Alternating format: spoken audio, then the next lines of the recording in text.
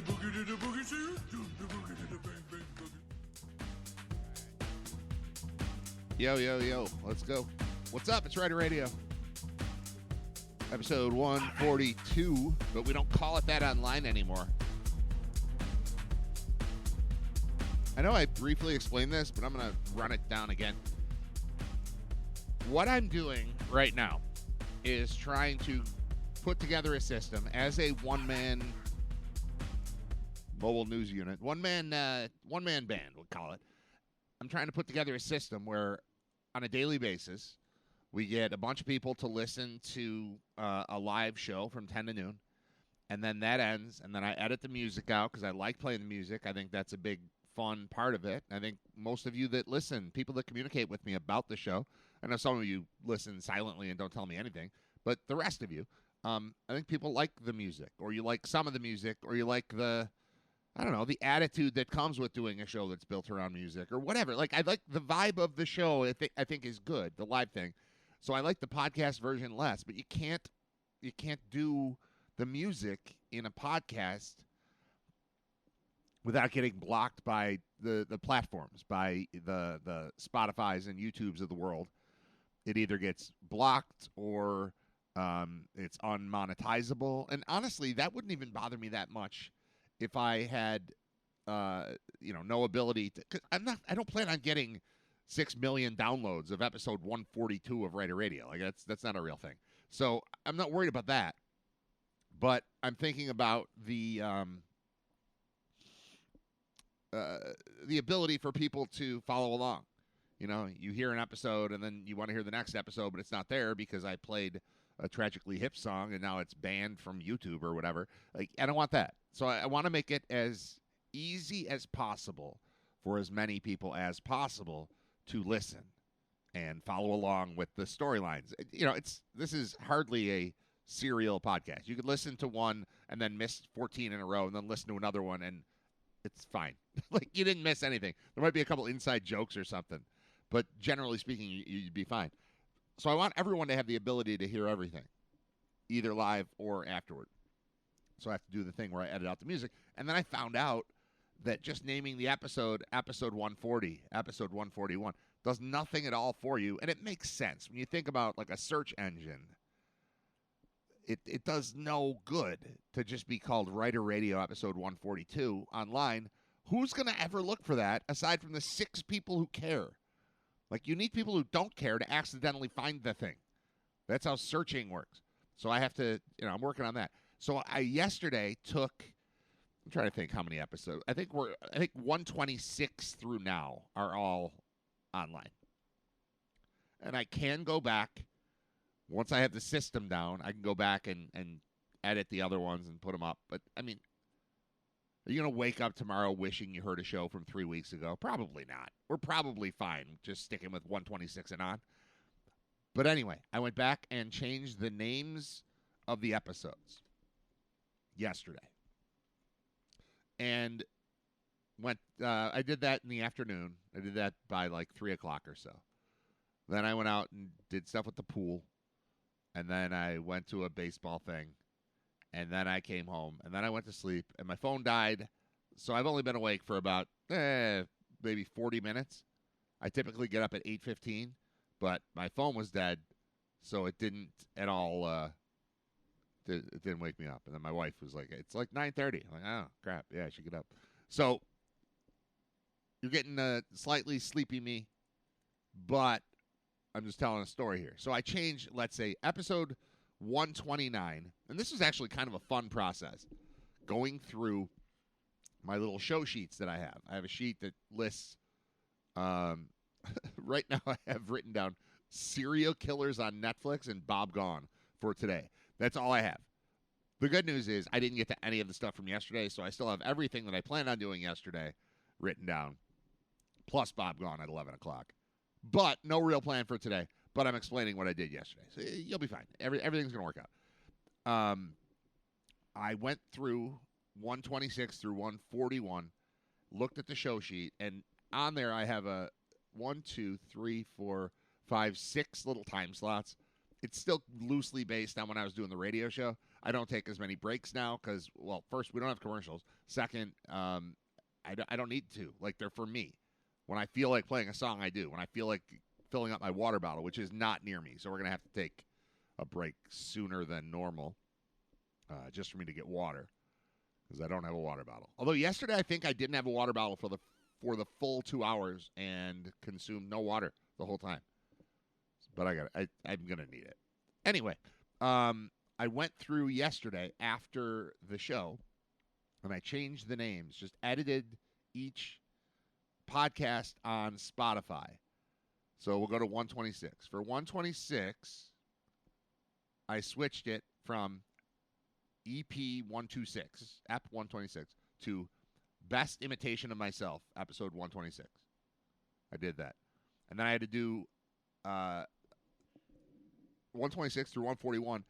Then I had to go to YouTube and go to each episode and have it re-import from RSS feed. Because YouTube just catches it from Spotify. Everything catches. Spotify's like my launching point for the podcast version. So I had to change it. But I switched 126 to Best Imitation of Myself. And I started saying this and I didn't finish. Every show sheet has like 6 different slots for what's happening on the show, time-wise. And then at the bottom, I just wrote playlist. And in there, I write down all the songs that I played so that I can add them to the Spotify playlist. There is a plan here. It's just me, though. So there's a lot to remember, a lot to do. So I switched 126 to Best Imitation of Myself. I switched 127 to Fully Completely. That was the day that I talked to JD, who does the Hip podcast. They're into the top 10, by the way, the Tragically Hip Top 40 Countdown podcast. They do 1 episode a week, and yesterday they hit number 10, which was New Orleans is Sinking. I highly recommend the podcast. It's super good. Jeremy Hoyle has not been on yet. He's going to be on in the top 9.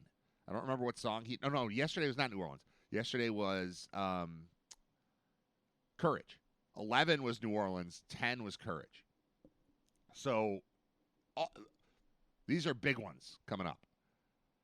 And there are 9 left, and Hoyle is on one of them. He's one of the guests. I was number like 16 or something. I thought that was pretty cool.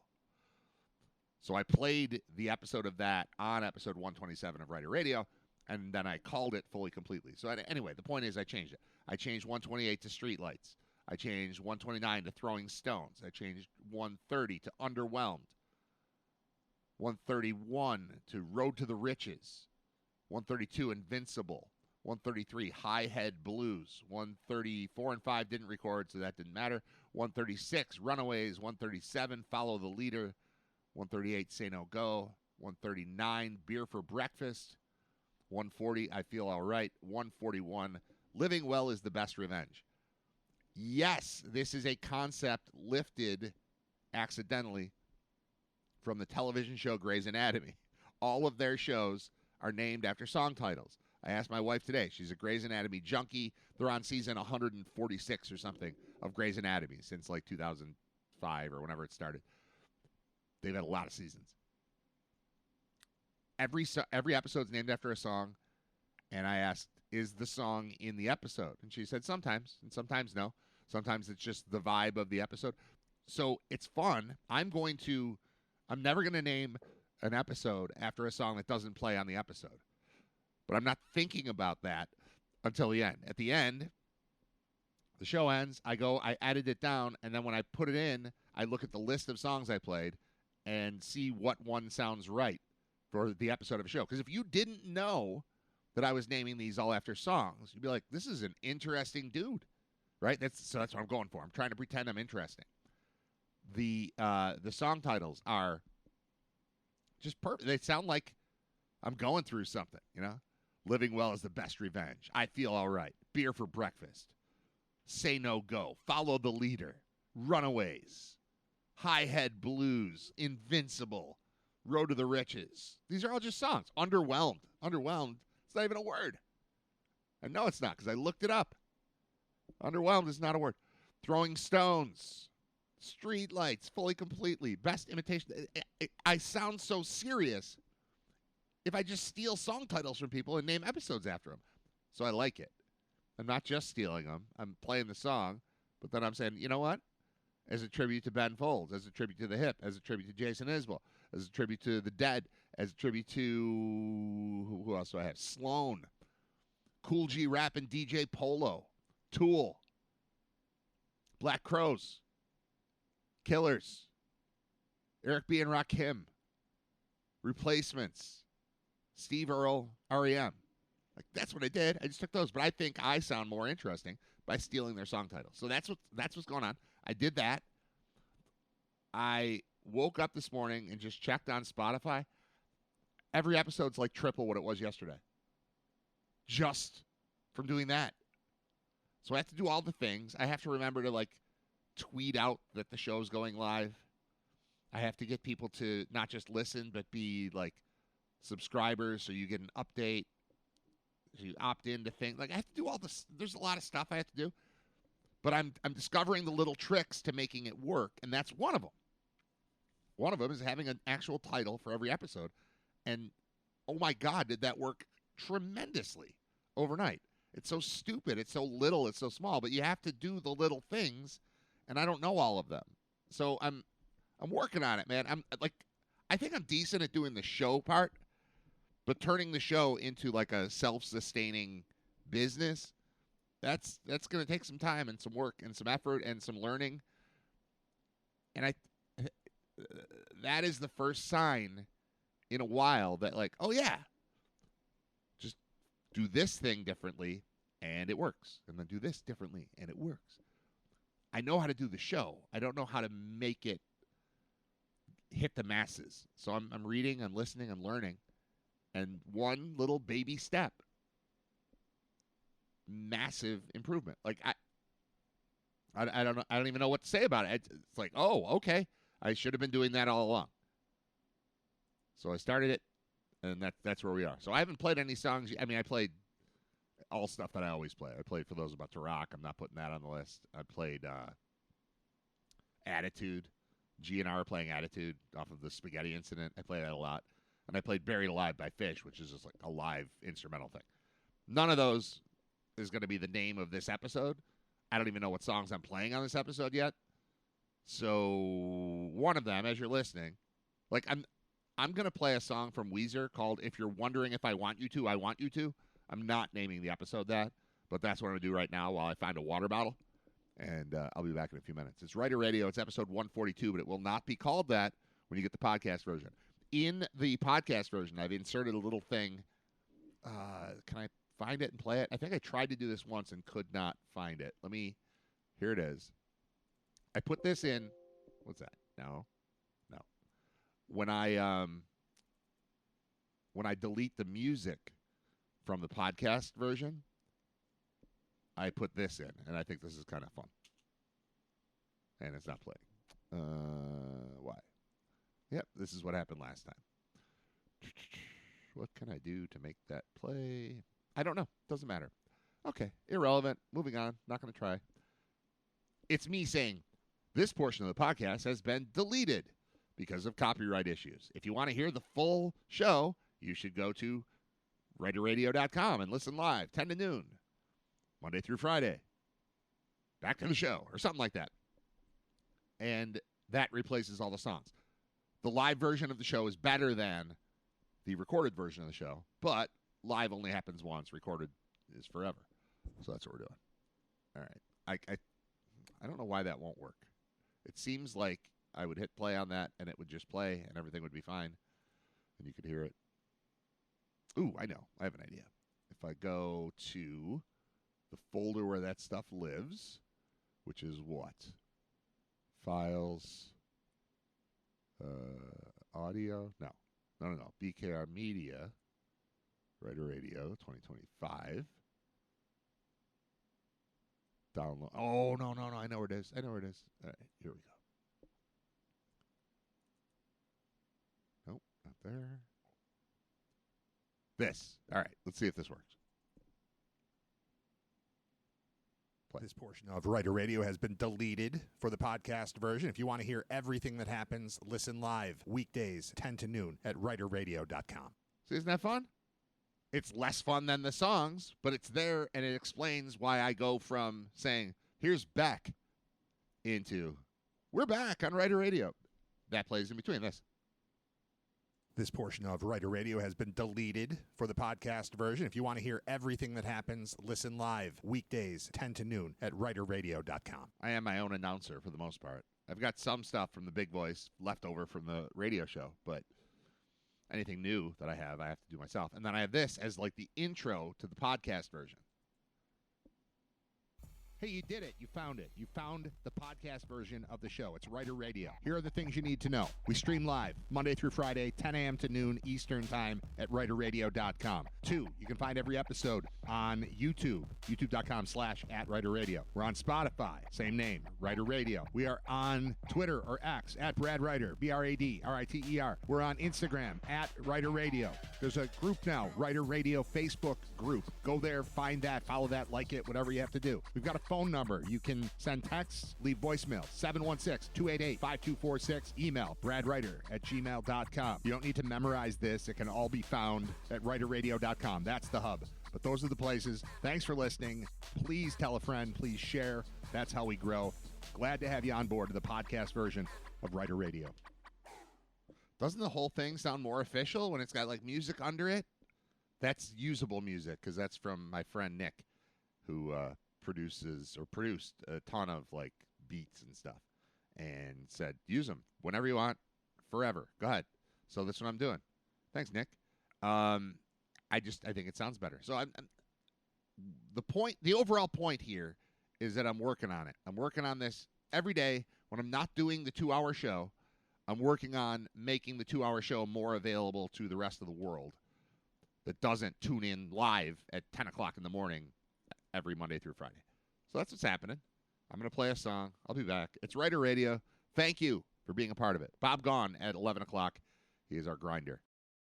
This portion of Writer Radio has been deleted for the podcast version. If you want to hear everything that happens, listen live weekdays 10 to noon at writerradio.com. All right. Sorry for the delay. That's pretty normal. I did 3 songs. I planned on doing 2, and then I had to add another one because I was on the phone. It happens. It's fine. It's Writer Radio. It's episode 142. That's not what it'll be called. It'll be called something, one of the song titles. Like, what's the best? This is something we can do in the chat, by the way. What's the best song title to use as a episode name? So far, our choices are, here's a bad one. Here's the one in last place. Parentheses, if you're wondering if I want you to, parentheses, I want you to. Definitely not calling it that. Turn You Inside Out is a great REM song, but that's not going to be the thing. And then, so far, Anything Goes. GNR, Anything Goes. Who listens to that song ever? When's the last time you heard that song accidentally? Like, maybe you decided, I'm going to put on Appetite for Destruction from 1987 because it's the greatest album that's ever been made. Maybe you were listening, and then you caught Anything Goes. My secret song on Appetite used to be Rocket Queen, but it turns out that's everyone's secret song on Appetite. So now my secret song is Anything Goes, because Anything Goes is awesome. Everything on that album, except for Think About You, could be, like, if you tell me your favorite song on Appetite for Destruction is anything, I can't argue with you. Unless you say Think About You, and then I think there's something wrong with you, and that's what I think about you. Is that the song is fine. It's totally fine. If it was just any other, it's fine. But every other song is in contention for best song on the album, except for that one. Hold on, let me see. Let me pull up the thing. I think I could probably just name all the songs on Appetite off the top of my head, but I'm not going to try when I'm sitting in front of a computer. All right. If somebody tells you, just think about it this way. Somebody goes, I love Appetite for Destruction by Guns N' Roses. That's my favorite album. And then you say, what's your favorite song? Think about how you would feel if you heard the following answer. Welcome to the Jungle. I think that's pretty cliched, but it's awesome. I'm sick of hearing it at every sporting event I've been to for the last 40 years, 38 years. But it's awesome. It's So Easy is great. It's So Easy is the song that taught me as a, 87. So I'm 12. Maybe I'm 13 if it's late, but I'm 12 years old listening to GNR, Appetite for Destruction. That is the song, It's So Easy, that taught me that you can say bad words in songs and they can still be songs. You can record them. You can swear into microphones and it's fine. That's how I learned about that. Night Train is fantastic. Out to Get Me is like It's So Easy times 6. It's So Easy is a better song than Out to Get Me, but Out to Get Me was, as a 12-year-old, more jarring and shocking. Mr. Brownstone is fantastic. Paradise City I've never loved. There, I said it. I love Appetite for Destruction. I'm not massively into Paradise City. It's fine. My Michelle is great. Think About You is fine.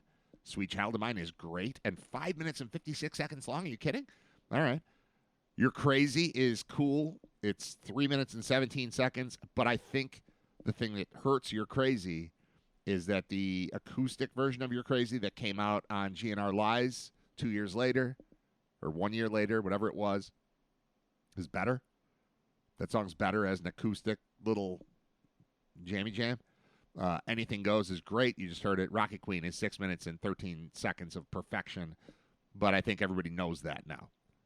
It was like the hidden gem, and then it became everyone's hidden gem, and it's not a hidden anymore. So best song on Appetite for Destruction is any of the 12, except for Think About You. I think anything else is an acceptable answer to what is my favorite song from Appetite for Destruction.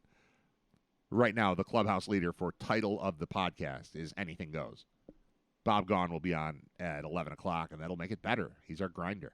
All right, looking at the chat. Somebody yesterday, late in the show, asked, other than Khalil Mack, top 3 UB alumni. And we had somebody jump in with 3 different lists. One is top 3 pro career. Jerry Philbin was a stud for the Jets. Naaman Roosevelt, James Starks. James Starks won a Super Bowl as the running back because someone was hurt. I don't know, Dorsey Levens or something was hurt. Starks' rookie year, which would have been 2010, I think. It's probably not Dorsey Levens. Somebody was hurt. There was a running back that was hurt, and Starks was the starter in the Super Bowl and may have scored a touchdown in the Super Bowl. I should look into that. But anyway, he had a productive NFL career. Naaman Roosevelt had a productive NFL career. Jerry Philbin was a star. Top 3 for college performance. Jarrett Patterson, just his 7 touchdown game. That was pretty good. I was there. None of you were, aside from Scott and Paul, if you're listening, but John. But it was like there were no fans because it was COVID year. It was 2020, and he had the most ridiculous game that's ever happened in front of me by a lot. Like, what's the single best performance you've ever seen in person? I guarantee you it doesn't match what James Patterson did that day at UB Stadium. I want to get the exact numbers. That didn't work. I wrote James Patterson 7 touchdowns, and it was like Seventh Heaven, a novel by James Patterson. Different James Patterson. Oh, I wrote James. I meant Jarrett. If I wrote Jarrett, I'd fix it. Sorry. James is his brother. Sorry, 8 touchdowns? I said 7. How dumb was I? 409 yards, 8 touchdowns. Sorry, Kent State. All right, here are the people also ask. So I typed in Jarrett Patterson 8 touchdown game. And it gives me a YouTube video. We're not going to do that. Although I would do it if it had our announcers. If it had Paul and Scott calling things, I might play that. I've got time for that. Then there are more videos. One's called Jarrett Patterson gashes Kent State for 8 touchdowns and 400. One is called Greatest Rushing Performance in College. ... One is called Jarrett Patterson scores record-tying 8 touchdowns, rushes 409 yards. Then we get to People Also Ask. All right, here we go. This is a fun game. I like the People Also Ask on Google game. I have nobody to play the game with, so I'm just going to play it by myself. You're going to listen and play along. Who scored 8 touchdowns in a game? The answer is fullback Howard Griffith for Illinois. And then it says scored 8 touchdowns in a game against Southern Illinois in 1990. That's the equivalent of how the Toronto Raptors must have felt letting Kobe Bryant score 81 against them. Okay. Next question. Did Jarrett Patterson get cut? The Chargers waived Patterson on Thursday from last year. He ended up on the practice squad. He was still there. He's still there now. So he he gets cut. He's just one of those bubble guys that's always kind of around. He's awesome. You wouldn't let him leave your building. You might cut him for 5 minutes for a roster reason, then you bring him right back. Dolak's going to be the same way. Dolak could be an all-pro NFL linebacker, or he could be a special teams star, or he could be a guy that gets cut but comes right back because you're not letting him leave. I'm not sure where it's going to wind up for him, but it's a similar situation. The way I feel about Sean Dolak is the way I feel about Jarrett. Like, you want Jarrett Patterson on your team. You want him in your practices. You want him in your meetings. You want him hanging out with your running back. You want him hanging out with your better running back. If Jarrett Patterson is not the elite athlete that you need to lead your team in the backfield, you want him next to your elite athlete, making sure that he does everything the right way. Like, that's the kind of guy he is, and that's what Dolak is too. What happened to Jarrett Patterson is a question. Signed a reserve future contract January 10th, 2020. No, it's old. Who has the most rushing touchdowns in a single college game? Jarrett Patterson, 8. Who scored 7 touchdowns in a game? Luckman, Blanda, Tittle, Manning. For quarterbacks. That's not scoring. That's stupid. That's wrong. What are Jarrett Patterson's weaknesses as a player? All right, let's see what that says. He got away with his 5'7", 195-pound frame in college, but size limitations are clearly a weak spot entering the pros. There simply isn't a great track record for sub-200-pound running backs. Patterson also needs to prove he can contribute in the passing game after showing nothing in that area in 2020. Oh, he would have been fine. Saying he couldn't catch the ball, he would have caught the ball just fine. Is Jarrett on social media? What impact has he made? When they start getting into Cordero Patterson's stuff. I want to find out if that video has Paul and Scott in it, because if it does, we're playing it. Where did it go? Right here. All right, let's see. Let's see what happens. This is a YouTube channel called Brody Knows Ball. Let's see what Brody knows. Did he put our boys into the thing or no? Because if he didn't put our boys into it, I don't know how much ball Brody knows. No, that's not us. This is Patterson. From the turn the corner, he does. Across midfield, Patterson still going. Down the sideline, Patterson still on his feet, trying to get free, and brought down inside the 5-yard line. What a Looks like a 60-yard run that didn't go for a touchdown. As well as anybody in the country, and it's explosive big plays. Awesome lead block by the other tailback, Kevin Marks. He gets a nice block downfield by number 9, Dominic Johnson, the former basketball player. Patterson almost took the first carry of the game to the house. Oh, my God. Okay, I got to pause this. I didn't remember that. So I'm sure he ends up scoring anyway. But the first play of the game, where he wound up with 8 touchdowns and 409 yards, he almost had like a 60-yard touchdown on the first play. Let me check where that actually was. Where did they start? That would have been a 65-yard touchdown to start the game. He wound up with like a 62-yard rush. So we're one play into this game. There's literally no time on the clock, no time off the clock. It's there was a touchback. So they start at the 35. And he carries the ball for a gain of 15, 25, 35, 45, 55, 62. He gets like a 62-yard gain on the first play of the game. So it's a 62, and then the next play is probably a touchdown for him. He's wearing number 41, the Solomon, like the tribute jersey that they have.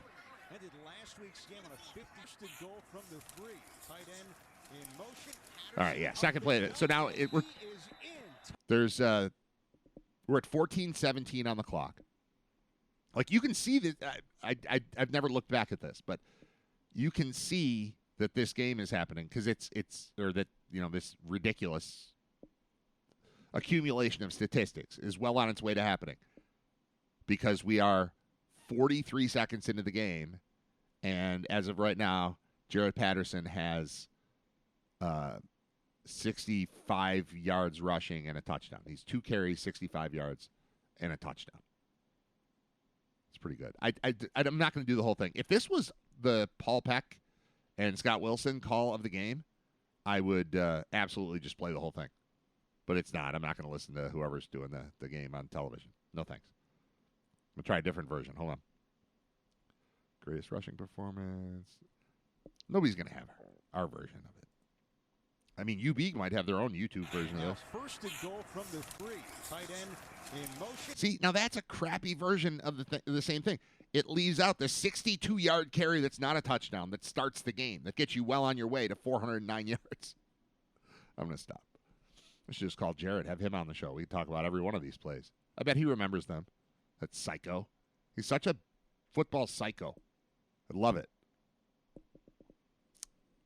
Bob Gaughan going to join me in 10 minutes or so. I got some heartbreaking news. You guys are not going to like this. We're going to lose some listeners. We're going to lose listeners based on this exclusively, I think. AOL, remember AOL, America Online? They are set to pull the plug on dial-up internet service. It will be discontinued next month. This announcement just came down within the last couple of days. AOL is no longer going to allow you to use your telephone to dial into the internet. It's the end of an era. After more than 30 years of connecting people to the internet through dial-up, AOL is hanging up its iconic service. Before I get into more of the story, let me just throw this out there. Those of you who are using AOL email accounts, you're being judged. I don't know why we care, but we care. Like, I assume if you meet me and you need my email address, I'm just going to tell you, Brad Ryder at, and you can fill in the blank. What do you assume at this point? Gmail, right? There's still some Yahoo carryover. There are still some people who use like their actual internet service provider. There might be like a Verizon thing or a Roadrunner. There's some randomness in there. But generally speaking, if you're not using a business email account, the protocol is that you've got Gmail, right? Like, that's just the thing. It's just Google. And I've got my problems with it, and I wish I could do better with the storage thing. I was complaining about the storage thing last night at our baseball meeting, and somebody's like, the league will pay for your $1.50 a month to have more storage. I'm like, I don't want it. It's a principle thing. I'm not doing that. I don't need this storage. I don't need all this stuff to be there. I need it to be deleted when I try to delete it. It doesn't get deleted. I go in, I get rid of videos and pictures, and I tell my phone not to be backed up on there, and it just does it anyway. And I clear a bunch of stuff out, and 2 weeks later, it's like, your storage is full. I'm like, I didn't do anything. So I've got some beef with Gmail. But if you're using an AOL account, we're all judging you. Maybe I should go to AOL. Maybe that would solve my storage issue. I don't know. All right, more on the story. AOL routinely evaluates its products and services and has decided to discontinue dial-up internet, the company's website states. I wouldn't have even thought that AOL had a website. Would you? It's still there. The service will no longer be available in AOL plans. So there are still AOL plans, just no more dial-up AOL. The change, quote, will not affect any other benefits in your AOL plan, the company stated. The service and dialer software will be discontinued as of September 30th. So you've still got a month and a half, which is less time than I have before my Gmail shuts down due to storage issues. You're still the king, AOL. I believe in you. The distinctive high-pitched dial tone, humming, and whirring may sound like a distant memory of early internet days for some, especially with the advent of wireless modem connections that have replaced the conventional phone line technology. It's not about the wirelessness of it. It's about the non-phone issue. Like, you can be plugged into an Ethernet cable and it's fine. You don't have to hear that noise. America Online, the internet pioneer of the early 1990s, changed its name to AOL in 2006. Yeah, that's like a KFC type of situation. We all know what you mean. Like, you're America Online, and then we call you AOL, and then you're like, yeah, that's my name, AOL. Like, all right, America Online, I know what you're saying. In 2017, it shut down the popular instant messaging service AIM, AOL Instant Messenger. Maybe it was America Instant Messenger. I don't know. And the company was sold to Apollo Global Management in 2021, becoming the new Yahoo Incorporated. That's the end of the story. All right, so AOL is Yahoo. Whatever. It's fine. It's fine if your email address is AOL. It's fine. It hurts no one. It just seems weird to the rest of us. Like, I picture you sitting at a gateway computer with a cow on the side of it, listening to the AOL dial-up sound. That's what I picture. I mean, I'm not judging you. What is that? No, I don't want that. That's not... It's very frustrating sometimes doing a show by myself. All I wanted was this.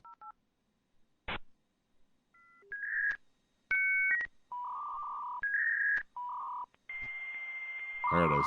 That's a sweet, sweet sound.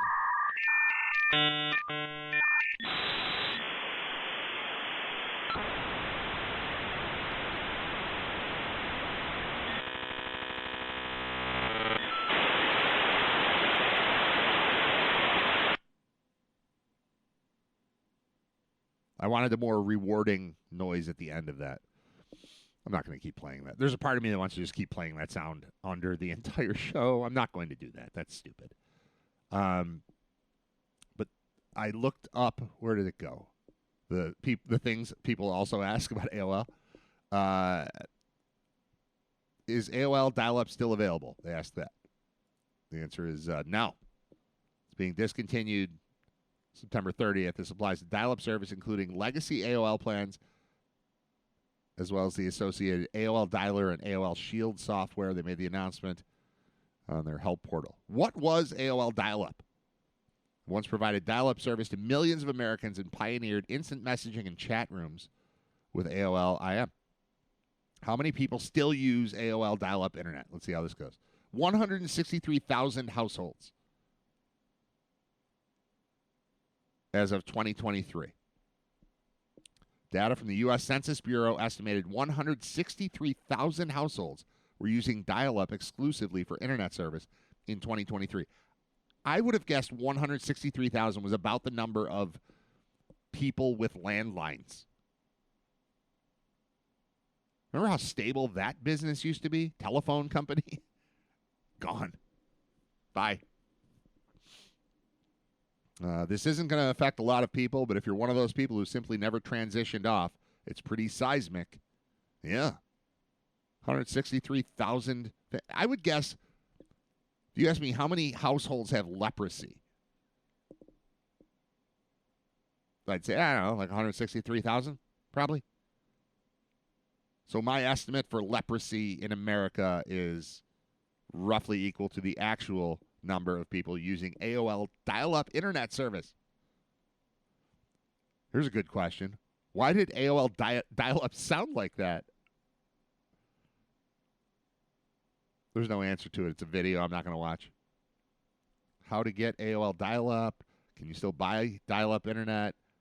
Why did AOL turn yellow? I don't even know what that means. Are AOL emails still active? What's going on there? Yes. You can create a new AOL email account or access an existing one through the AOL website or the AOL app. There's an AOL app. It's like having an app for ketchup. Like, what are we talking about here? AOL app? The hell? What country uses AOL the most? Well, let's see. What's the A stand for? The answer is Germany. Germany and the UK. With 12 and 9, 12 what? 7% of Germany, 9% of the UK use AOL. Not necessarily dial-up, but whatever AOL is now. Is AOL no longer free? Was AOL free? No. AOL is not entirely free anymore for all services. So for a while they were free. They were the best thing ever. Is AOL for old people? These are just questions people are asking. How much does AOL cost per month? That's a good question. $5. They offer free and paid services. Their free service includes webmail and advertisements. For a monthly fee, users can opt for ad-free email for $5 a month. They have a subscription-based browser called AOL Desktop Gold, which is $7 a month. I don't know if that's going to keep going. Can I keep my AOL email without paying for it? Yes. Why do some people still pay for AOL? That's a great question. They have a lucrative base of customers, fairly lucrative base of customers, who pay for tech support and identity theft services each month. There are about 1.5 million monthly customers paying $10 or $15 a month for AOL Advantage. That's according to a person who asked not to be named because the information is private. What are we talking about? What is going on? All right, AOL exists, but it will not for long. It's the end of an era. AOL dial-up service is going away, and I'm sad to report that. I'm interested to report that it still existed to this day. Who does that? Arbo says, damn, my email is AOL. That's funny. Bob Gaughan is calling me right now. I was going to take a break to talk to Bob. I was going to take a break to look at the email or the text that I'm sure Bob sent to tell me what he wanted to talk about today. But instead, we're just going to answer the phone and talk to Bob live on the show. Rather than talking to you, taking the call off the air and playing a song to get to you, I'm just taking you live. Hello, Bob Gaughan. How are you? Doing great, Brad Ryder. How are you? Doing good. I got to play your thing. So if you've got a second to wait, sure. I'm going to find the thing. We're going to play what you said the one time that was funny. The way my kids date now, it's so simple. They go on an app, whether it's Grindr or whatever, they swipe right, swipe left, and they get the date automatically. Let's check in with Ryder Radio's living legend, Bob Gaughan. That's all we got to do. All right. What's up, man? How are you? Well, I'm doing great, Brad. I think I told you. Now my kids are upset with me about this. Always. That they always are. That in an effort to try and make some of the money back that we put out in the personal seat license, I was going to sell the home opener for the next 6 years. And of course, this was the first one, right?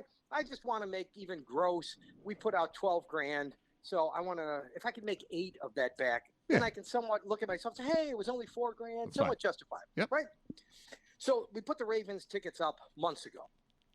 Now we have at this current location, we have some of the best seats at the stadium. Okay. All right. So they're not selling. Okay. My kids are upset with me because they are saying, don't wait, they're going to sell. So I lower the price. Oh no. So my analogy is to them, listen, we're going out to the bar. Let's go back to the Brad Ryder single days. Okay, let's and do you it. go out and you're looking to hook up, and you're looking to hook up with a 10 total personality, the complete package. Who you married. But you never know that that's going to happen. In this particular case, I said, and this is one of those rare cases where I needed to get lucky tonight. I couldn't wait. I couldn't just say, okay, I didn't meet the 10. I'm going to try again tomorrow night. No, I needed to sell these tickets, Brad. Yep. These tickets had to go. I had to hook up. So I lowered my standards. Yep. Now, I lowered them to the point where they think I was the lowest person in our section. Okay. Whoa. So I still sold them, and I'll tell you what they wanted me. They wanted me to put them up for $750 a piece, which was like mid-range in our section. So where were you? Where did you start? Now that we're talking numbers, $750. You started at $750. Okay, gotcha. Started at $750. I lowered them to $500. Okay. I sold them for $500 immediately. So I made a thousand. Okay.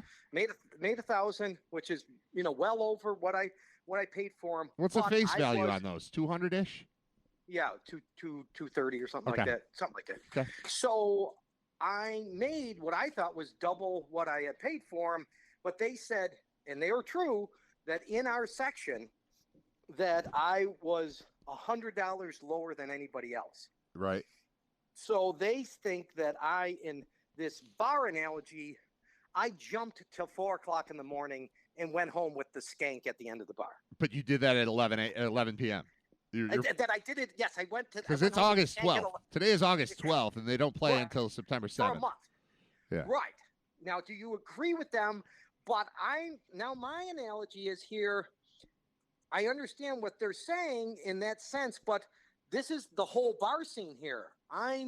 If you look at the whole stadium, I understand that I lowered in my section, but that's not a total vacuum, right? Because Right. people could go on and get much lower seats across the board. Right. Because I'm not at the only bar, right? There are other bars. There are many bars, yeah.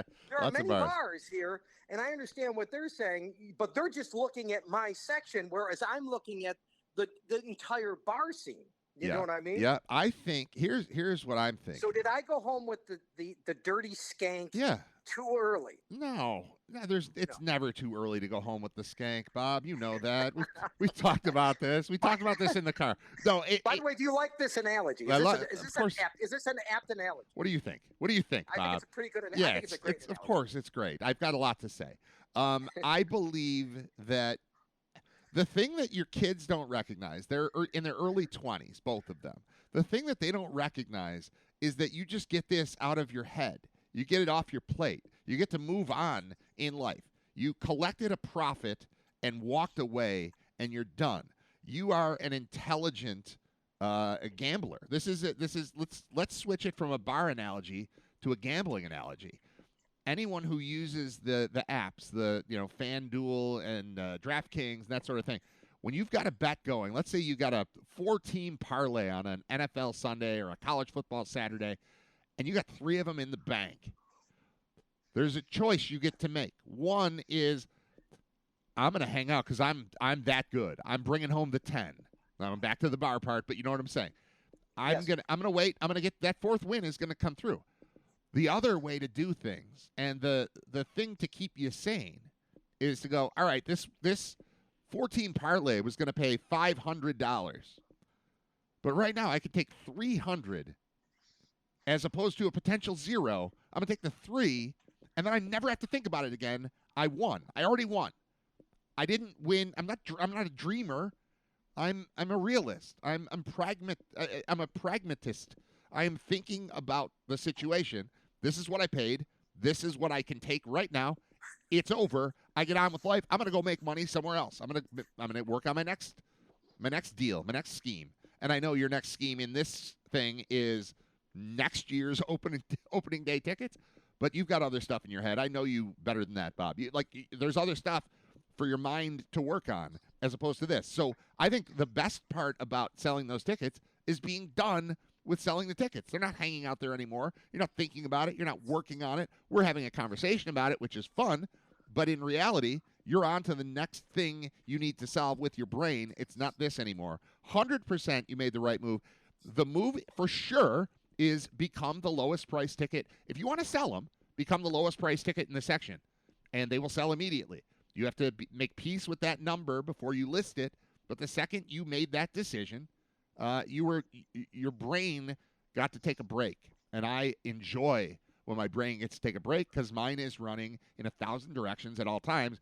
Anytime I solve a problem, I feel great about it. You solved a problem. You got more than you paid. You did great. I'm with you, Bob. I've got your back. All right. My boys are thinking that I'm losing the right to start selling tickets. They're thinking they need to start taking it away. Now, I've said, listen, I've been in enough bar scenes. There are many a night where that 10 never comes through the door. Ever. It doesn't happen. And you go home and with nothing. And I couldn't afford that. Yeah. And they thought that at the closer, and maybe they're right. I don't have much experience, and maybe you do, like selling tickets. And their thought is the closer it gets to kickoff, that the more people that are going to be out there to buy. Maybe that's right. The only criticism I would give you is that today is August 12th, and you had pretty much a month, and it's kind of what I do with concert. It's more with concert tickets for me. Because, let's say Paul McCartney's coming to Buffalo, right? My buddy tried to get online to buy tickets for Paul McCartney. He was 142,000th in line or something in the moment. Like it was happening. It's 10 o'clock or whatever. Tickets are going on sale. And he was 100 and something thousandth in line. Okay, you're not getting tickets. There's only 18,000 seats in there or whatever it is. So forget about it. And don't be the person that tries to buy tickets the next day, because that's the first level scam. Is businesses' computers are purchasing, they're keeping the regular person out from buying tickets when they go on sale. So now those people immediately, the predatory business model of buying up a bunch of tickets at once is to sell them to the sucker who you got in front of in the line immediately. That person who needs, I'll never see Paul McCartney again. He's 80-something years old. He's never going to tour, probably. He's never going to come to Buffalo again. This is the last possible chance I have. I need those tickets. And I get in line, and I'm 104,000th in line. I don't get the tickets, and now I'm mad, and I need to get tickets right away. That's the victim. That's the person that's going to spend way too much money. But if you give it a little time, it all calms down. And then there are, various markets of people who are, I'm kind of interested. You got to keep an eye on it. So I would say, and I do say to people about tickets, if you're looking to buy or sell tickets, day before or day of is really the day. But now you're getting into the pressure situation, which you are trying to avoid. You've got other things to do in your life, Bob. You're more important than a couple of Bills tickets. So you've got other things to do. So you took a profit. You're good. You didn't give them away. You did just fine. Yes, instead of $500, you would have made, let's say, $600 if you sold them on September 5th instead of August 11th. But so what? You don't have to think about it anymore.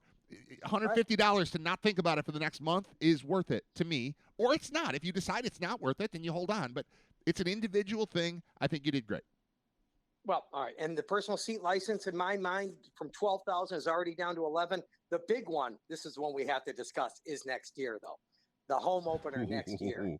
That one, they're like, we have to discuss what these are going up for. Yeah. Because we're not allowing you to do what you did this year. That's right. Next year. That's right. You have to be more skilled for next year. This is just a game. This is just a game. Yeah. I would imagine, honestly, the Jets tickets. Yes. I would think, like, if I'm you, I don't need to be there for the last game at the stadium. I would want to be there for one of the last ones. Like, I just got, within the last couple of days, somebody asked me if I want to go to the Tampa game. That sounds about right. I think I should go to the Tampa game, November 16th or something like that. Like, I can say goodbye to the stadium there, and then I'll watch the rest of it on TV. I don't need to be there for the closing. I think you can make a killing on those tickets, assuming that, like, the season doesn't go totally south and everybody's not mad at the team. But I think you'll be fine. I think they're going to be good. They're going to win the division. They're going to make the playoffs. They're going to all that stuff. People are still going to like them. The game's probably not going to mean much. I don't imagine the Jets will be great. They'll be okay. But those tickets, you're going to get a lot more for those than you did for the Ravens game, I think. The weather might suck, but people are going to want to be there to say they were there for the last game at the stadium. Not quite as much as being the first game at the new stadium, but pretty close. I think that's going to be a killer. I think you could go to the rest of the home games, sell just the Ravens and Jets games, be profitable, and have a great season. I think that's the move. Well, you're probably 100% right. The thing that I kind of got sentimental with that one, though. Because my father is the reason we got these tickets. Right. The reason I have the seniority date that I have. So Mark and I are going to that one. We decided that is to pay homage to my father. Even though you might be right, I might regret this decision when I see how much we could sell them for. We said, you know what, we gotta do this one for Dad. We gotta go to that Jets game. All right, just me and Mark. Two things. One, just got a message in, and this is totally right. The Jets game is being billed as the last game, but they'll have a home playoff game, and it most likely won't be the actual last game. So there's that. Somebody else, won't be the last game. Playoff home game for sure. That's probably right. The other thing I want to talk about is you just said homage, and I've heard that as homage or homage, but I've never heard anyone in my life. I'm 50. I've never heard a person say homage. So I'm gonna look up that word and see what the Google has to say about it. Homage. I probably screwed that up. Well, more than likely. It could have. I'm just saying it's a little different. All right, let's. I've got a little sounds like thing I could play. All right, look, here's what Google tells us that should sound like. Homage. Homage. Homage. Huh? Homage. Homage. Well, It's not bad. You said Homage. That's not bad. Yeah, that's good. That's close. How to That's pronounce close enough. How to pronounce it 2 correct ways. This is where I'm going. This is a 4-minute video. Hi there. I'm Christine Dunbar from SpeechModification.com, Perfect. and this is my Smart American Accent training. In this video, we'll look at how to pronounce the word homage or homage 2 correct ways. Okay, there we go. 2 correct ways. And then there's the Bob way. I love it. I love you, Bob. You're the best. Homage. All right, go ahead. What else are we doing today? Sorry. Well, we're doing, I think a lot of Hard Knocks tonight is going to be Oh, I can't wait. Cook. Yeah. Yeah, James Cook. And it's going to be, and I think I'm done with him. I really am. Just because I understand what's going on here. Let's face it. He realizes that he only plays 47% of the snaps. He's trying to compare himself to Williams from the Rams, who just got paid $11 million. He even wants more than that because he is more explosive than him. The difference is Williams plays like 80% of the snaps. You only play half of the snaps. Okay. And you're trying to cash in when you had 16 touchdowns when we all realized the year before that you had 2. And what's more likely to happen this year? You're probably going back closer to 2 than you are 16. Yeah, it's going to be 11 or 9 or 8 or something. Right. Yeah. Or 7 or 4 or 6. Yeah, right, or 4. Right. So you're trying to cash in. We get it. We're not allowing you to do it because I just think that coming up next year, if they pay Cook, then, Connor McGovern, the center is going to come up and we're like, oh, we don't know if we have money to pay Connor McGovern or this offensive lineman who I'm more concerned about than I am James Cook. So I'm on the side of, after I watch, Ty Johnson, they don't have confidence. They have more confidence on 3rd down with Ty Johnson in the lineup than they do James Cook. Right. So what does that tell you right there? I'm not into paying him $15 million. I'm not into paying him $11 million. I just want to get what I can out of this year, move on. And if he sits out the whole year, I'll still say this, the over-under is 11.5. And if the running backs are Ty Johnson and Ray Davis. Frank Gore Jr. and Ray Davis, the over-under is still going to be 11.5. It's not changing one bit. Yep. I'm not paying the guy. I'm just simply, I'm done. I'm absolutely done. All right. Are you aware that he returned to practice today? I am not Yeah. aware of that. Yeah. And I'll give the other. Listen, I'm fair. I call it straight down the middle, Brad. Yeah. I'll give you the other side of it. CBS Sports. I don't know if anybody saw this. CBS Sports did the top 10 players in the NFL at each position. Okay. Yeah. There were only 2 Bills on the list, so I don't know if we have as good of a roster as we think we Was do. it Josh and Dion? Yeah, right. Yeah. You would think it was Josh and Dion. No, Dion didn't make the list. It was Josh and Cook. Oh. It was it. What? Yeah, no. That's it. Josh I mean, I don't have a problem with Cook being a top 10 running back in the league. I think that's about right. Dion not being a top 10 tackle is stupid. Well, I think they did offensive lineman overall. They didn't. Okay. But still, I thought he would be even a top 10 offensive lineman. But he didn't make the list. The only ones that made the list were Josh and Cook. So, I mean, that would be the other side of it. The flip side of it would be you have no problem with letting this guy, walk out the door when, there are national people out there that say he's a difference maker and you don't have that many difference makers on the roster. I get it. I get both sides. I'm still letting him walk. Yeah, me too. I'd rather have him than not have him, but I need him to be more reasonable, and maybe he is. So here's the story. Cook returned to practice Tuesday amid his contract dispute with the Bills, appearing to at least pause the star running back's hold in, which I have a whole thing I've been planning on talking about, this phrase hold in. I'm not okay with it. It's a holdout. It's like we can't just invent new. I've never heard hold in before James Cook. He hadn't even done it yet, and people were talking about it's going to be a hold in. I hate it. Moving on. Cook was in full uniform and began the session fully participating. He did not participate in the last 4 days of practice. Also missed Buffalo's first preseason game. Sean McDermott said he expected Cook to return to practice earlier on Tuesday, adding, quote, "Things have changed."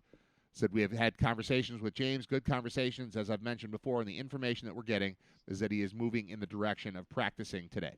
So my guess is they're finding a spot. If he is not, that $15 million number is not realistic, and I think everybody knows that. If he's come off that, if his agent has come off that, and we're talking about a $10 million a year type of deal, then bring him back. It's fine. But I'm with you that if this is going to be an excessive contract, no. But if it's realistic and it's reasonable and he likes being here and they like having him around, then I'm good with paying him in the 10 million range. But like the guarantee of whatever it was, that's the thing with the Kyron Williams contract is the guarantee. It's 11, but it's 8 or something per year is guaranteed. Like I can't abide by that. This guaranteed NFL contract thing. We can't dip into that. Aside from Josh Allen, he can have whatever he wants for as long as he can play. Other than that, we just have to be respectful of the fact that that guy is the team and everybody else is looking better because he's standing on the field next to you. And so I think we're on the same page that, if you're not trying to get rid of James Cook, you're just saying we can't break the bank for him. And if they've reached a point where he's back on the field, maybe they agree on that, on the non-bank breaking aspect of this contract that needs to be signed. And the other thing that I think is interesting right now is the receiver situation. I think Elijah Moore or Curtis Samuel is in trouble. I think Terrell Shavers is probably on the roster. I think he could do a little more bigger receiver, a little more versatile, maybe a little more special teams. So I think one of those two guys, which I think we thought were locks, are guys that one of the two I think could very realistically be cut. So I think that's another storyline. I'm interested to see if Hard Knocks does anything on the receivers, because I think that receiver room could get interesting by the end of cut time. It's interesting because I keep forgetting. Like I forgot that Elijah Moore was on the team until I saw him in the first episode of Hard Knocks, and I forgot that Curtis Samuel was on the team until I don't know, maybe yesterday when people started talking about like this. Like, look at all the veterans that are sitting there, and then think about Shavers and think about who that 89, the Steve Tasker looking white guy. Like look at these no names that seem fine, and then look at these big names that seem invisible. They've had one preseason game. I haven't been to camp. I don't know what's going on there. I don't know who's good in the room. I don't know who's a good dude. I don't know who's smart and pays attention and who's slacking off. I don't know any of that stuff. But from a just watching it on TV football standpoint, Curtis Samuel's never been on the Bills to me. Like he's just a name that keeps coming up. I can't remember a play he made last year. I know it had to do with injury, but it didn't happen. And Elijah Moore being here, I don't know. Hasn't Elijah Moore just been a disappointment his entire NFL career? He's a first or second round draft pick, and I don't remember a play he's made in the league. So it doesn't really bother me if those are the guys that go away in favor of some younger, cheaper talent. Because again, I'll pay James. I can pay James Cook more if I'm paying Shavers instead of Samuel or Shavers instead of Moore. So yeah, it all just revolves around that quarterback and what can we do to put the best group around him at a reasonable rate so that we can get everyone, be solid at every position. And I don't know that we need the excess spending at the wide receiver position for guys who have not yet proven that they can produce more than the lower tier guys. All right, a couple other things before we go. One, we talked a little bit about that ESPN merger with the NFL. Two things we didn't talk about. One that came from Florio, which is a great point, and that is the players make a percentage of the NFL profit, okay? Yes.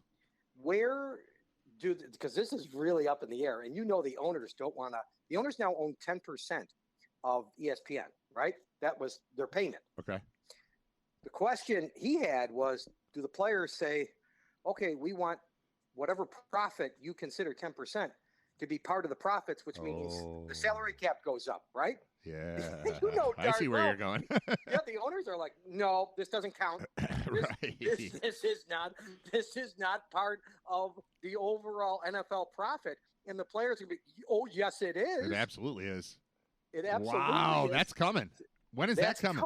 Is that in your head, or is that like, are people talking about that already? Because that's coming, dude. That is coming, and the only guy I respect in the meeting, Florio, is the one that brought it up. I didn't even think about it. That was one thing about the merger I didn't think about. I'll give you another thing about the merger. This isn't from Florio. This is the NFL for years. I mean, this is going back to the 70s with Jimmy the Greek, where they wouldn't let him talk about the point spread. And I don't think it's good if you went in and it was if DraftKings was owned by the NFL, right? That might be a problem. Yeah, if that'd be they bad. actually that now they own 10% of ESPN, and ESPN has something called ESPN Bet, Oh, which yeah. is owned. Well, doesn't the NFL now own 10% of ESPN Bet? Yeah. Isn't that a little shady? Yeah. Yeah. That's a little. Okay. All right. Counterpoint.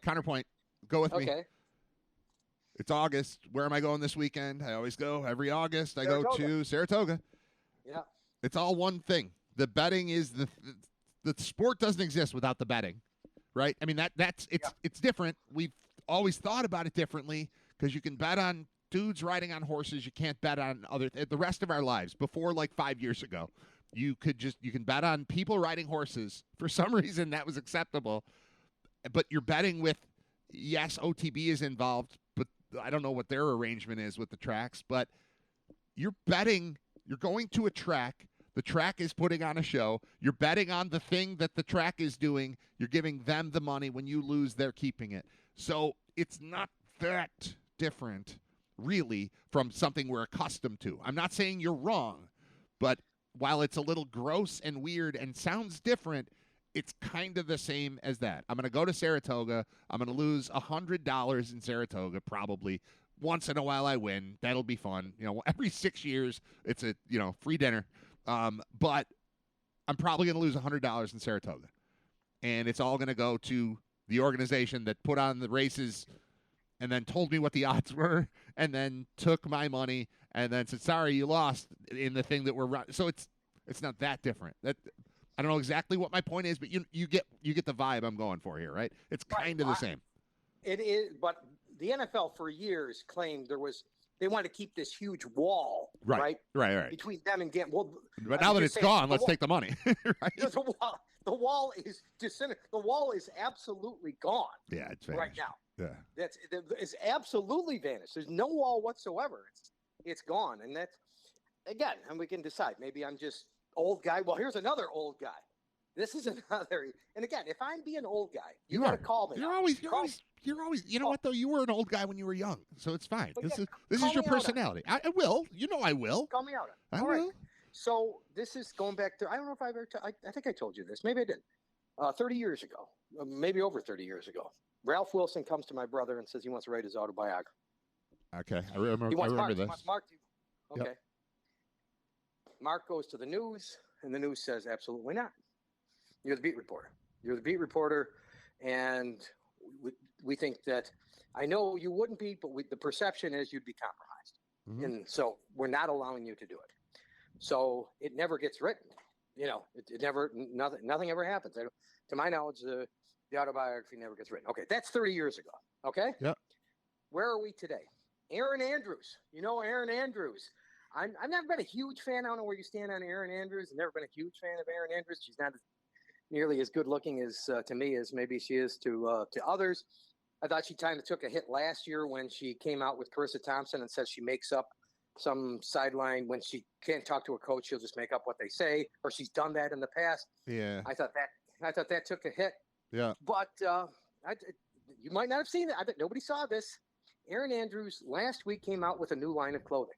Oh. So her job is the NFL reporter for Fox. Okay. Yeah. She comes out with a line. I have no problem with Erin Andrews coming out with a line of clothing. She can do whatever she wants to do on her own time. Here's my problem. That line of clothing is sold on NFL.com with NFL logo merchandise on it. Ooh. She is. Now, the cost, I'm much better than I do about being an officially licensed provider of the NFL. That's not cheap. That's probably a hefty cost. So the NFL has allowed her. You could go right now on NFL.com and buy some Erin Andrews merchandise with the Buffalo Bills logo on it. Again, bringing this back to 30 years ago. This is gross. Am I being an old guy, or is this like, come on, you can't do that, Erin Andrews? What are you doing? I don't know. What are you doing? I don't know. I don't even think it's old guy. I think it's respect for journalism. Like I don't know. I think the vast majority of people don't care about the respectability of journalism. And that's part of why the people who do care need to care. Like, it's why, like, the death of truth, the world that we live in where this network is perceived as right and this network is perceived as left, like, that is all just gross. There should just be news. Like, there used to just be news, or at least I perceived there used to just be news. And I've been there. Like, we worked, WBEN, for example, is super conservative, right-wing, not super right, but you know what I mean. Like, they have, there is a political stance being taken by that radio station at all times. We worked in that building when that was not the case. Like, it's not that long ago that they just went and found out what was going on in the news and told you about it, and that existed. So, like, and people like us went to school for it. Like, I care about truth. I care about the correct information being put out there. I care about people being able to decide for themselves once they hear the facts of a story. I care about that. Not everyone does. So I don't think this is a old guy thing. I think this is you've got journalism in your blood, despite the fact that we have been, for the past 30 years, we have been in the entertainment industry under the guise of journalism, but have still been personally bound by the standards of journalism. Like, we feel that. I could never just go out. I can't take a position on the radio that I don't believe. Like, I can only speak what I believe. And so I've had that, and it's a burden. It's bad. You're better off being a complete sellout. I'm a 90s kid. Like, not kid, but like I'm formed in the 90s, where the worst thing you could do was sell out. You know, like, compromise your values. No, I don't have that many values. I just believe in telling the truth and saying what I actually believe, and I can't go out there and say something I don't. So I don't think it's an old guy thing. I think we just share that, where we just believe I'm talking into a microphone. I better believe what I'm saying. And so you connect that, and now we're selling line clothing through the league. I'm a reporter, but I'm also selling this. You can buy Bill's merchandise. It's gross. It's gross to me, but I don't think it's because we're old. I think it's because we have this journalist thing in our heads, despite the fact that we didn't. Your brother was a journalist. We are in the entertainment industry. Like, that's what we have done. But there's still a connection to the journalism part of it, and I think that's what you're feeling. It's not you being old. It's that your brother's a beat reporter. Right, and I, for years, I taught trying how to be a talk show host at Buff State, and one of the things they always thought, oh, you took sides that you didn't believe in. I said, I never did that, like you.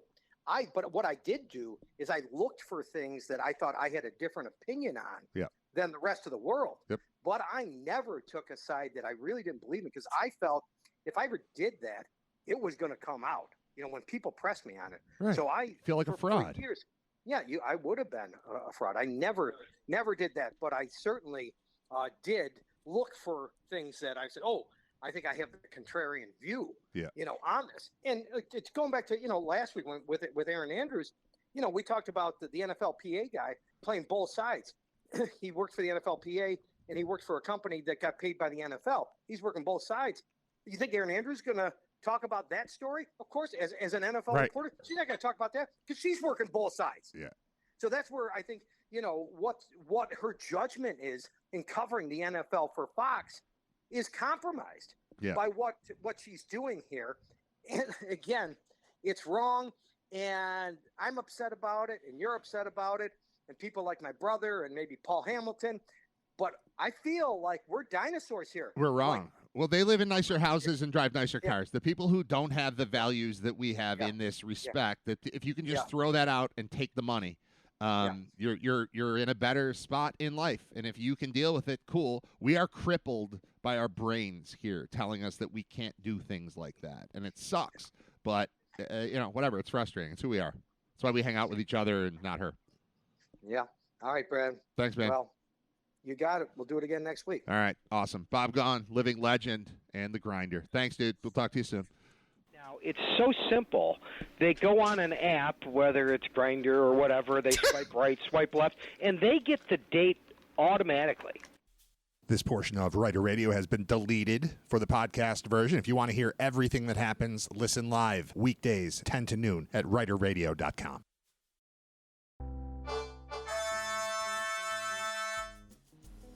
That was Family Band from Tragically Hip, which is mind-blowing on headphones. I don't know how you're listening to the show. You got it just playing in like a car stereo or on a computer or a phone, whatever. That song on headphones, my God. It made me want to not do 16 more minutes of radio show and just listen to the hip. I'm not going to do that because I would be cheapening the thing, and then I can't put that in the podcast anyway because I edit the show down and get rid of the music. But good God, man, the Tragically Hips, they're just unbelievable.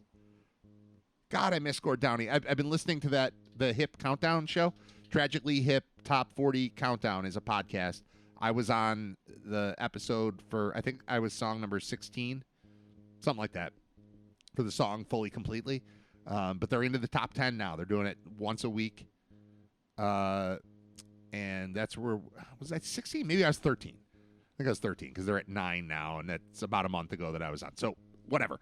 I've been listening, and, like, New Orleans is sinking if you're a hip fan.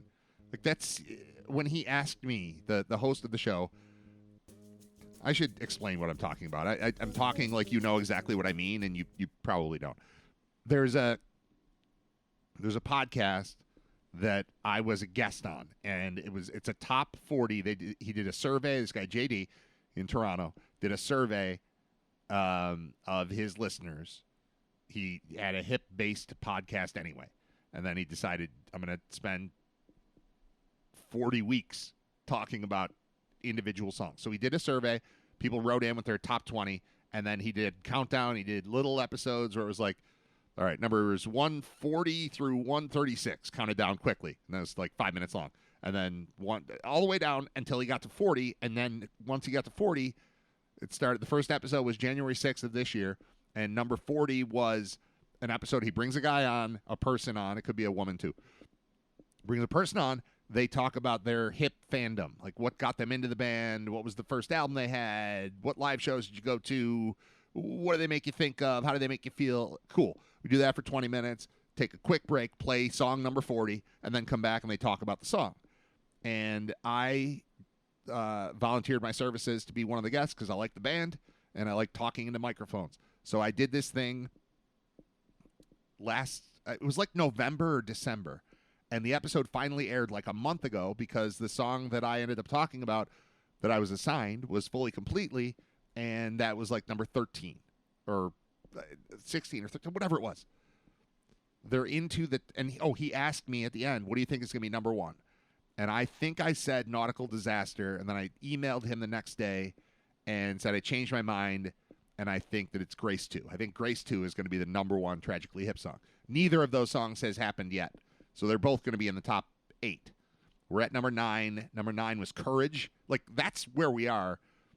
You have to know the hip to understand the passion I'm speaking with right now. But, like, the song Courage is the greatest song you've ever heard. And it's the 9th best hip song, according to fans. The 8th song is going to be better than Courage. And also be the greatest song you've ever heard. So that's where we are in the countdown. Every song is unbelievable. Family Band, I don't even remember that one coming up. It might have happened. I have to, like, make a list. I don't know if he made a list. Because there were, like, 140 or 135 or 155, whatever, songs that were mentioned. So he did the countdown, and I have not seen a list. I haven't made a list. It would take some time. I'll probably not do it. But I would like to figure out, like, we can know what the top 8 are. Like, when the NFL does their top 100 players, their countdown, and you're like, well, they haven't mentioned these guys yet. And you know Josh Allen and Patrick Mahomes are going to be in there. So they're still coming up. And who else? Who's missing? Oh, Aaron Donald's not there yet. I know he's retired, but you know what I mean? Like, that's how I feel about this hip countdown thing. I just don't have the data in front of me to look at and go, all right, I can figure out what all these songs are going to be. Like, I could do that. I might do that on my own, not even for you, for me. Just, I want to know. I want to solve this puzzle. Maybe I'll email JD and ask him if he has the list of what has happened so far, so I don't have to go through and listen to every episode again, because he names the episodes incorrectly by just a number. But it's a really good show. It's totally worth listening to. Tragically Hip Top 40 Countdown. I totally recommend it. Arbo mentions the Killer Whale Tank. Yeah, right. But it's not like live versions of songs. It's the studio album, like the studio tracks. So New Orleans is Sinking was number 11. When he asked what do I think number 1 will be, I think what I said was, I hope it's not New Orleans is Sinking because that's just too basic. It's a great song. It's awesome, and it's what got many of us into that band. It's the catchiest thing they ever did, probably. If you like the hip, the first song you remember is likely New Orleans is Sinking. You're like, well, this is cool. And they're so much better than that song. And that song is great. I'm not trying to downplay it, but it's 11. And I think that's great. The top 10 does not include the song that I thought, that I said, I hope isn't number 1 because I assumed that's like the populace. That's what they go for. But Grace 2 is still to come.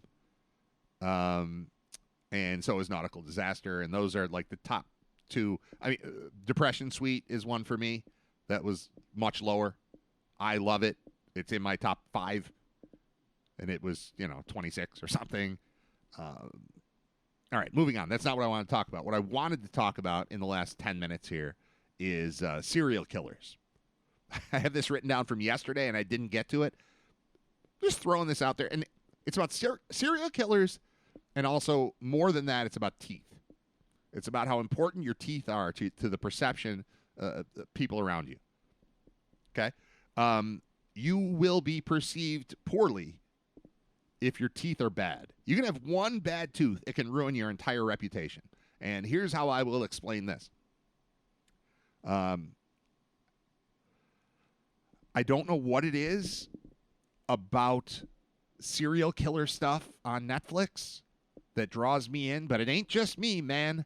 That's a massive business, and they have discovered that we, the people, enjoy watching lengthy documentaries about psychopathic, sociopathic, unempathetic evil. We like it on television. I like it on television. I don't want it around in my neighborhood, but I like it on TV a lot. And so do a lot of people. And this phenomenon of being crazy and killing people. I'm not going to say innocent people, but, people that there's not necessarily a reason that these people are selected. It's like, I'm going to get her, that one, because she's going to fall into my trap. I'm going to do this. So, Silence of the Lambs won Best Picture. That was a serial killer movie. We're into it. Like, we should question ourselves. Like, why are we into it? We're into it. And it's not like I don't want to be one of those people, but it's their brains are so crazy that that they're very interesting, So anyway, I watched a 4-part documentary on the Night Stalker, which is a mid-'80s murder and other crimes spree that happened in and around Los Angeles. Like, I've heard of it. I don't remember it, like, in the news. I don't remember. Like, I kind of vaguely remember the phrase Night Stalker, but I was, 10, 11, 12, 13 years old. I wasn't following the news. But the Night Stalker, like, I remember Ted Bundy. That was everywhere. But Richard Ramirez is a name that became familiar to me later in life. And he was the guy that was arrested, convicted, executed as the Night Stalker. And I watched a 4-part documentary. And by the way, the series about this, the people featured in the Night Stalker documentary, the cops featured in it, the detectives, the prosecutors, like those people, they are familiar to me because of other stuff that's been on Netflix. Like, they found some good, like, telegenic and I don't know, just they're good storytellers, these people that are these cops. And there's a series called, I don't remember what it's called, but there's a set of them where they're solving crimes in New York, and there's a set where they're solving crimes in L.A. And I've watched all of them, and they're excellent. And a lot of them are the same cops. The featured cops in the Night Stalker thing, the Night Stalker thing is like an offshoot of this other series that I don't know the name of. And I should have looked this up, but I didn't. I highly recommend it. I think. Like, I don't know that it's for everybody, but it's for somebody, man. These shows would not keep popping up if I was the only one watching them. But when I'm scrolling through, it's 11:30 at night, everybody else in the house is asleep, and I just want to watch something, I tend to land on these serial killer things. Number one, this is going to sound very, very bad. I'll try to fix it after I say it. I shouldn't say this sentence, but I'm going to say it, and then I'll try to explain. I miss serial killers. They are far more interesting than, like, mass shooters, right? I don't want to watch a documentary about what made that dude go into Tops and unload uncounted rounds into people's heads. Like, I that's just, I'm not interested. That's not interesting to me. That's not a serial killer, though. Like, did you like the movie Seven? Don't pretend I'm worse than you because I'm into this. Like, it's fascinating. The Kevin Spacey character, Kevin Spacey was the murderer in Seven, by the way. Spoiler alert.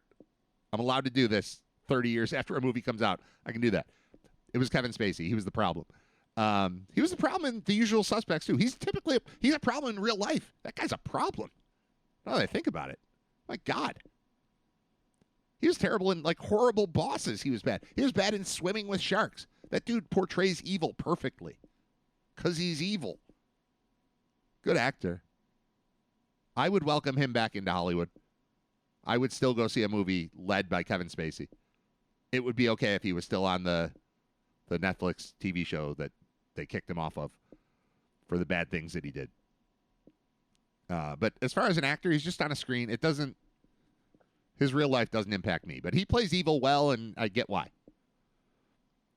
So back to serial killers being interesting. The cat and mouse game that they're playing at all times. Like, I'm trying to get caught but not get caught. They're always trying to almost get caught. It seems like Ramirez. It's a compelling story. I can't apologize for being interested in it.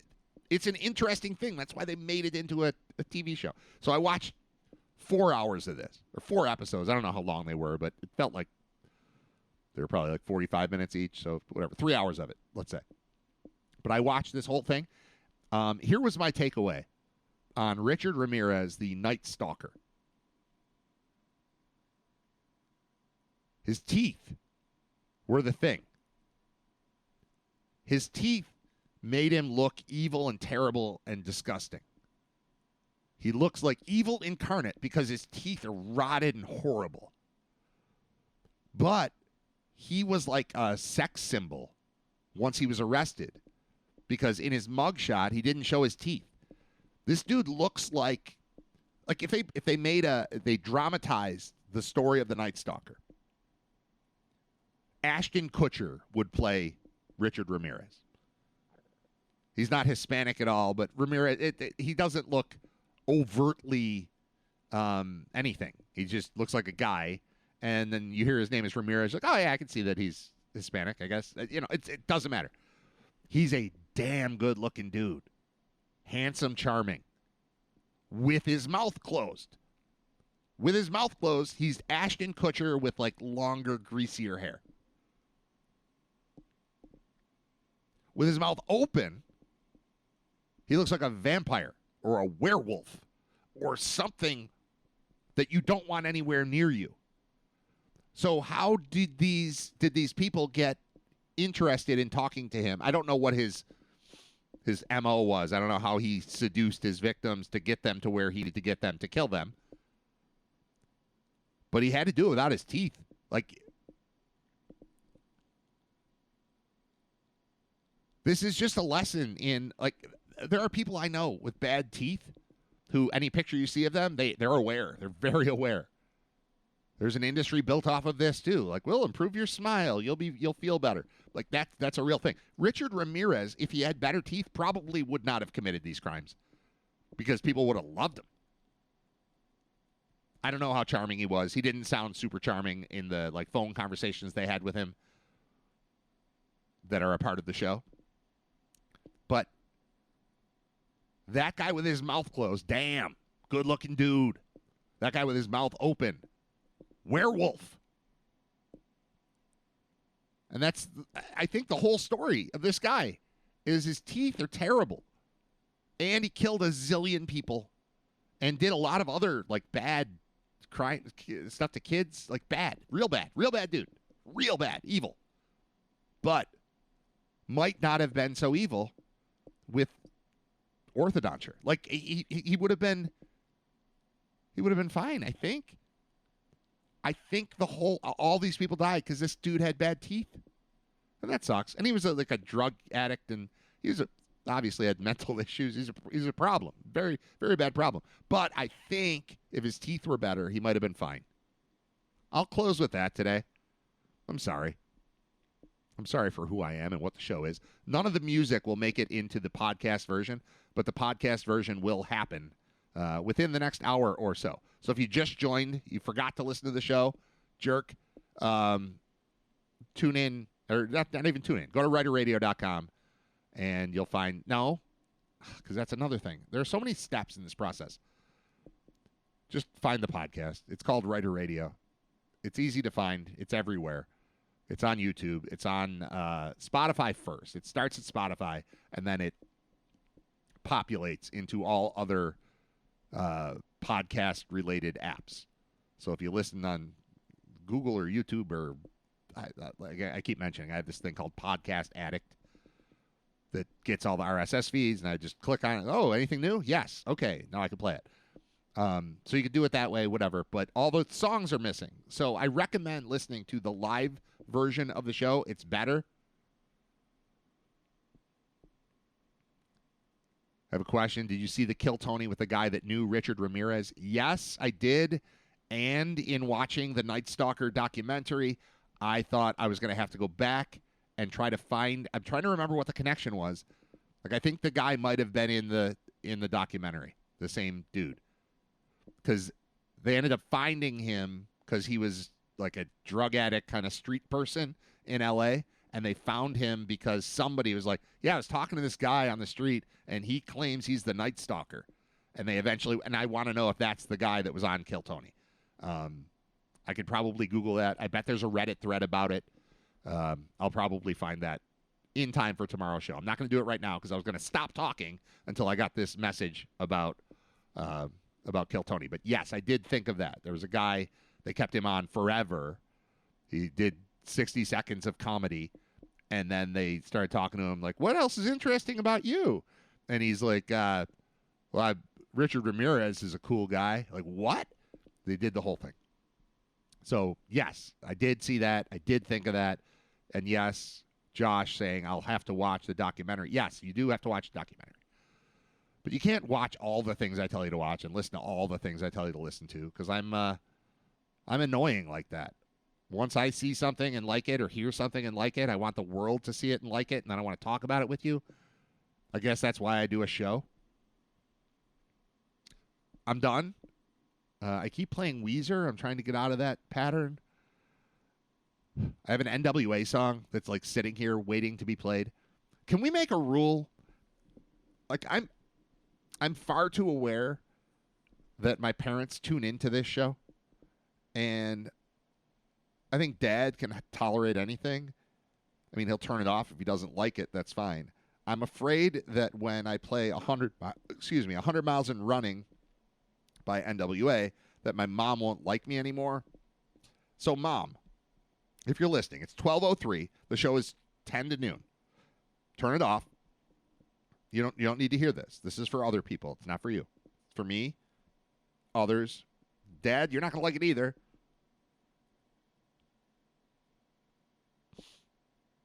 I want to play that song, but I'm not right away. I'm going to play something else that's less offensive. But everything on my screen right now is Weezer. I pulled a bunch of Weezer songs. I was in a Weezer mood last night. We're going to play Steve Earle, and then something else, and then NWA, and then the show's going to end. I'll be on again tomorrow, 10 to noon. You can find this episode online by like 1 o'clock. It'll be there. So if you missed it, the music will be missing, but you'll be okay. All right. Thank you for listening, texting, paying attention, sharing, all the stuff that you guys do. Love you for it. Please keep it up. Need that. Definitely need that. Music time. Then the show ends. And I'll talk to you tomorrow at 10. Tomorrow's Wednesday. I don't have any plan for Wednesday, so there's nothing to promote about what's happening tomorrow, but it'll be good. I'm going to get a guest. I don't know who it'll be. Maybe somebody new, somebody we don't talk to all the time. And maybe somebody old that we do talk to all the time. 2. That's the plan. I'll have 2 guests tomorrow. One will be a regular. One will be we'll stick with the Kill Tony theme, a bucket pull. How about that? All right. Thank you for listening to episode 142. Yep, episode 142 of Writer Radio. What are you doing for lunch? I don't know. I have a turkey sandwich. We're gonna go around the corner. I think you should come with us. This is a great place. I don't know. Okay. We brought you a shirt. Will you get out of here? Will you get out of here? Will you? Now, will you go to lunch? Go to lunch. Will you go to lunch?